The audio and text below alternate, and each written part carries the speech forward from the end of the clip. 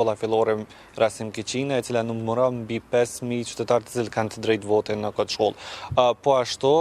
veç në këtë qendër, në krejt qendrat të tjera në komunën e Drenasit janë hapur me kohë në orën 7, kështu të paktën na kanë thënë edhe nga vetë anëtarët e KQZ-s pra në këtë komunë, të cilët thanë se gjithçka ka shkuar rregull, materiali ka ardhur në kohë, po ashtu edhe qendrat janë hapur, megjithatë ajo që vlen të theksohet është që ka pasur shumë qytetarë këtu përpara kësaj qendre që kanë ardhur para se të nisë krejt procesi zgjedhor dhe para se të hape edhe qendra e votimit i hapën dyert pra që këta të fundit të kenë mundësi të votojnë. Këtu pati edhe shumë qytetarë që presnin në rend për të futur e për të dhënë edhe votën partisë që ata mendojnë se do të duhej të përfaqësoj edhe për këto vite. Pra,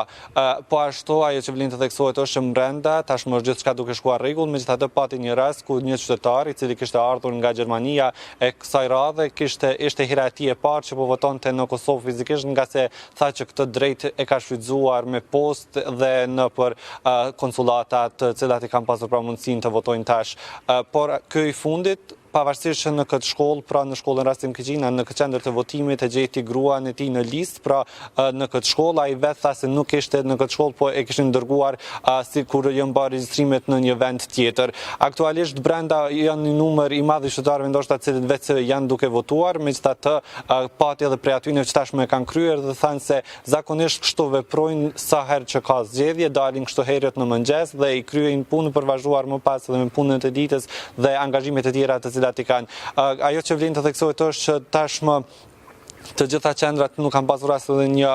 problem dhe deri më tani nuk është potencuar dhe nuk është thënë as një incident që mund të ketë ndodhur në krejt qendrat e votimit dhe që janë diku rreth 33 qendrat e votimit të rregull, ndërkaq që edhe një është me kusht, e që në krejt këto qendrat e votimit të drejtë vote kanë mbi 50.000 qytetarë.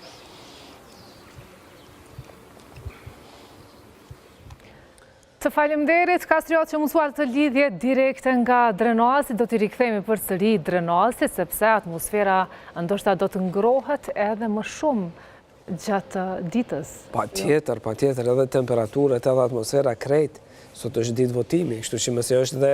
akti më i lartë i sovranitetit shtetëror, ne do të kemi dhe